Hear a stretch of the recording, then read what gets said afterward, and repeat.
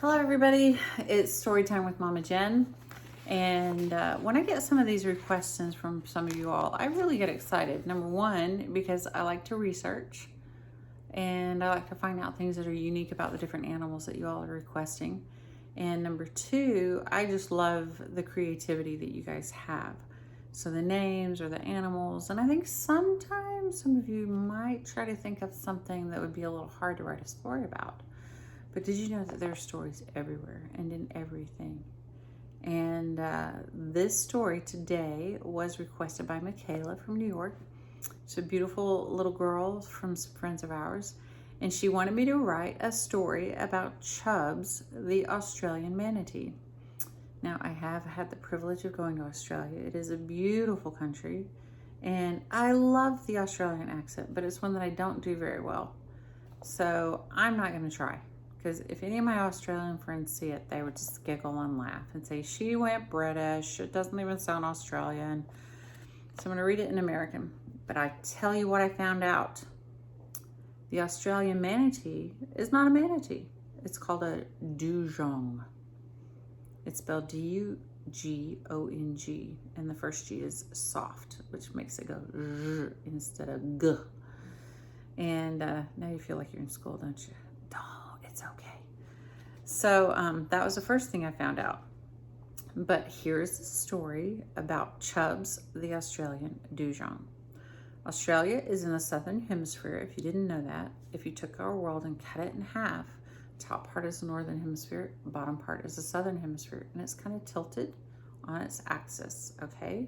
So everything that's in the southern hemisphere is, if you live in the northern hemisphere, you feel like everything down there is upside down.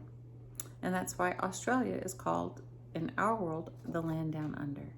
Because the entire continent of Australia is beneath the equator, which puts the whole entire continent in the southern hemisphere. Interesting enough, to me, I like words, I like languages. I look at words that are Norwegian and try to figure those out. I look at Spanish words and try to figure why did they call it this, and things like that. But we don't call the southern part of South America down under, and we don't call the southern part of Africa down under, but plenty of those two places are way down under. But this place we do call down under. And Australia has opposite seasons from us. So if it's winter here, it's summer in Australia. And if you ever get an opportunity to see anything from Australia in our Christmas time, they're wearing shorts and t-shirts, and Santa is usually in a swimsuit, like a red swimsuit. You should ask sometime. It's really interesting. So it's what you're used to, though, and they enjoy it just as much as we enjoy maybe a cold Christmas up here. So our story takes place in northern Australia, closer to the equator, where the weather stays a little bit nicer almost all the time, except for storms, okay? And this is where we find our character hanging out, Chubs. Chubs is an Australian dugong, the cousin of the manatee. Many people think they're the same, but a dugong has a tail that looks like a whale tail. It's split, where a manatee's is rounded. And the male dugong even has tiny tusks, kind of like walruses, just not as long. Chubs loved working in the grass fields deep in the sea. She loved tending and protecting the main food source for their herd. Chubs just loved watching the seagrass wave back and forth as the ocean currents moved. The way that dugongs and manatees communicate is through whistle-like songs. Now that's something Mama Jen can't do. I can't whistle, not well at least. And it definitely wouldn't sound like a song.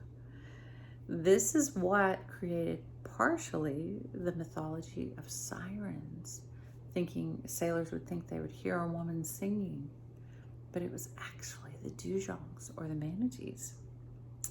So Chubs heard the call of her friends. Come on, hey Chubs, let's go. They wanted to have a race with those floaty things on top of the water, and those little floaty things carried air breathers. Chubbs was not an air breather. The floaty things could sometimes have really fast spinning stars on the back of them that pushed down into the water. And it helped them move around. But she'd heard some horror stories about other dugongs being hurt by them. I have to stay and watch the field, she said. So no other fish will take our food. But her friends kept begging, and she really loved a good race. So off she went. They caught up to the floaty thing, and she heard one of the air breathers say something about mermaid. She's kind of looking around, don't know what they're talking about, while they were walking around on the floaty thing.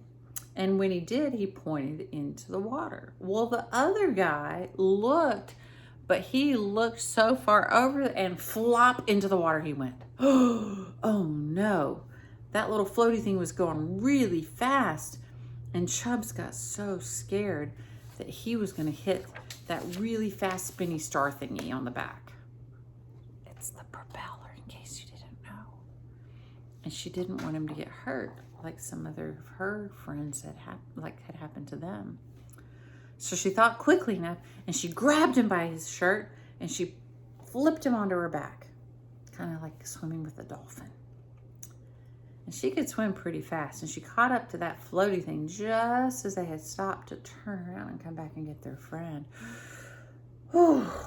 The air breathers helped him onto the floaty thing, and she was exhausted. Chubbs just was so exhausted. So she said, "That's enough excitement for me for today. I'll see you guys later. I'm going to go back to work and tend my fields." So she swam back to the grass field where she'd been tending, and her mama and papa were there. They just stopped by for dinner. She swam quickly to them, and they saw she was concerned. You know, sometimes how moms and dads and the adults that love us so much, they just see something on your face that's just not very happy. And so they said, "What's going on, Chubbs?"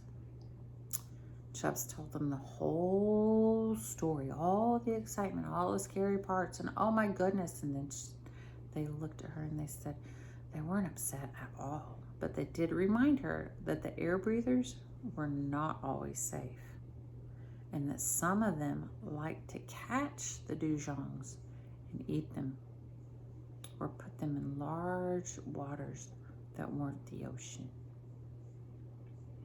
"Oh my," said Chubbs. She was almost worried that she'd actually saved one of the air breathers. She told her parents that she helped one of them, and they said, "Our songs have helped many a floaty thing avoid the rocks, and even helped the two-legged air breathers to shore after their floaty things break. Our kind will always do what's right with the air breathers, no matter what they do to us." Hope you enjoyed the story of Chubbs, the Australian dugong. And remember, if you would like to send a request, you can DM me on Facebook. You can Instagram message me. And don't forget to give me a name and an animal. And if you want to say where you're from, just the state, because we're trying to maintain privacy. So I hope you enjoyed the story. I really like getting together with you guys. And as always, sleep well and sweet dreams. I'll see you next time.